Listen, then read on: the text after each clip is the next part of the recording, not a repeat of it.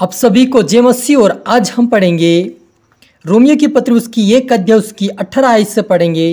परमेश्वर का क्रोध तो उन लोगों के सब अभक्ति और अधर्म पर स्वर्ग से प्रकट होता है जो सत्य को अधर्म से दबाए रखते हैं, इसलिए कि परमेश्वर के विषय का ज्ञान उनके मनों में प्रकट है, क्योंकि परमेश्वर उन पर प्रकट किया है।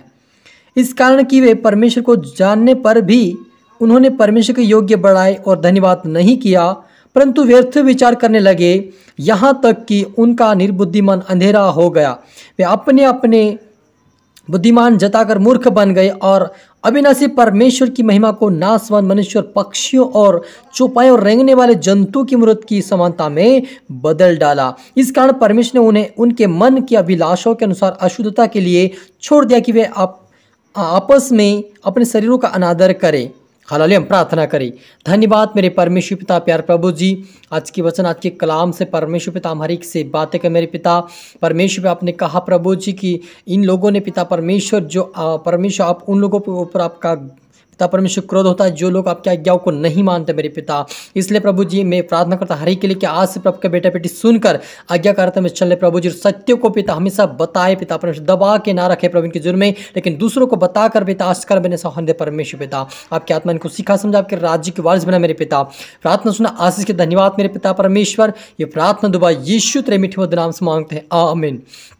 तो मेरे अजीजों, यहाँ पर लिखा है कि परमेश्वर का क्रोध तो उन लोगों के सब अभक्ति अधर्म के अधर्म पर स्वर्ग से प्रकट होता है जो सत्य को अधर्म से दबाए रखते हैं। हालेलुया। मेरे अजीजों, परमेश्वर का वचन सुनकर हमें अनुसरण नहीं करना है, उसके वचन को सुनकर हमें दूसरों को बताना है, क्योंकि परमेश्वर कहता है कि जो लोग सत्य को दबाते उन्हीं लोगों के ऊपर मेरा क्रोध भड़कता है। और जब परमेश्वर क्रोध भड़कता है तो हर एक लोगों को नष्ट करता है या उनके जीवन में समस्या और तकलीफें आती, क्योंकि वो परमेश्वर के वचन को दबाए रखते हैं। इसलिए आप और मुझे परमेश्वर के वचन दबाना नहीं, लेकिन हर एक लोगों को बताना ताकि हम परमेश्वर के आशीष के कारण बन सके। हालेलुया। क्योंकि लिखा है कि इस कारण कि परमेश्वर को जानने पर भी उन्होंने परमेश्वर के योग्य बढ़ाए और धन्यवाद ना किया, परंतु व्यर्थ विचार करने लगे, यहाँ तक कि उनका निर्बुद्धि मन अंधेरा हो गया। वो कहता परमेश्वर की इन लोगों के पास में वचन को पहुंचाया, इनके ऊपर मेरी आत्मा को प्रकट किया, इनके ऊपर मेरा वचन को प्रकट किया, अपने दासों के द्वारा अपने लोगों के द्वारा इनके पास वचन को पहुंचा, लेकिन फिर भी ये सुनकर अनसुना करके धन्यवाद नहीं दिया, लेकिन निर्बुद्धि हो गए, सुनकर भी अनसुना करके उनके वचन के मेरे वचन के अनुसार नहीं चलने के अपनी मनमानी किया, इसलिए इनका मन अंधेरा हो गया, इनकी बुद्धि निर्बुद्धि हो गई है। इसलिए वो कहता कि उनको मैं शरीर के अनुसार छोड़ देता हूं, उनके मन पे छोड़ देता हूं, जैसे चाहे वो करे, लेकिन जब उनका न्याय करूंगा उस दिन में उनका निर्णय करूंगा। तो मेरे अजीजों, हमारा परमेश्वर जैसे हमने आज वचन सुना है वैसे उस वचन के अनुसार हमें चलना है, उसके वचन के अनुसार पालन करके सत्य को हमें हर एक को बताना है, ताकि उसके द्वारा प्रभु का वचन उनके जीवन में लागू हो जाए। लेकिन जो लोग दबा रहे उनका परमेश्वर एक दिन न्याय करेगा।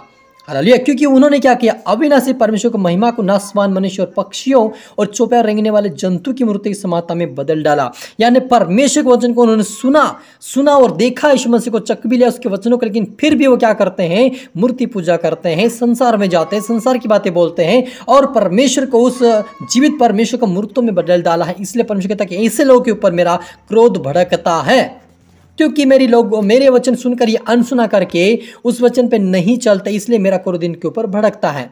इसलिए आप और मुझे परमेश्वर के वचन को सुनकर अनुसरण नहीं करके उस वचन के अनुसार चलकर दूसरे के लिए आशीष के कारण बनना है, क्योंकि वो जीवित परमेश्वर जीवितों के जीवन में रहता है।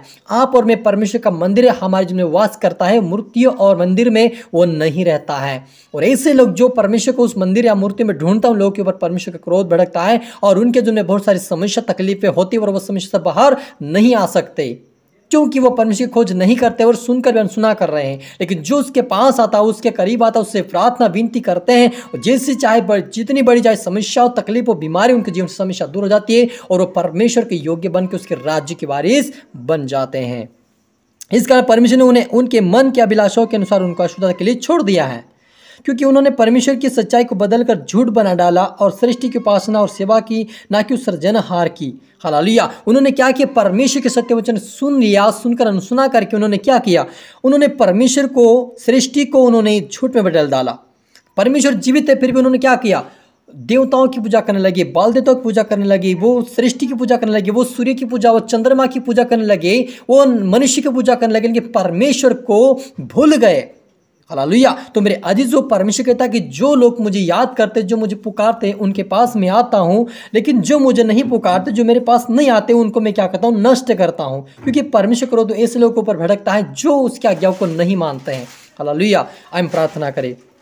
धन्यवाद मेरे परमेश्वर पिता, सुनाओ कि हो परमेश्वर पिता, आज से प्रभु हर एक व्यक्ति इस वचन को सुनकर सत्य को जानने पाए, सत्य की खोज में लगे पिता। आज से सत्य को वह हमेशा के लिए पिता उजागर करने पाए, हर एक को बताने पाए, हर एक के जीवन में पिता तेरे वचन को पहुंचाए मेरे पिता। ये खुद भी इस वचन के अनुसार चलने वाले बने, आज्ञाकारी बनकर चले मेरे पिता। ना ये सृष्टि के, ना किसी वस्तु की पूजा करे, लेकिन आपका धन्यवाद देने वाले बने। यीशु मसीह नाम से इनके जीवन में तेरा आत्मा कार्य करे पिता, और इनके द्वारा इनका परिवार, इनका घराना बदले और तेरे आस्कार बने, ऐसा होने दे मेरे परमेश्वर पिता। हर एक को तो चुन मेरे पिता, आपका चुना हुआ पात्र इनको बना प्रभु, तेरे योग्य बना, तेरे राज्य की वारिस बना मेरे पिता। हरि तो आत्मा सौंपता मेरे पिता, प्रार्थना सुना, आशीष का धन्यवाद मेरे पिता। ये प्रार्थना दुआ यीशु तेरे मीठे मधुर नाम से मांगते हैं, आमीन।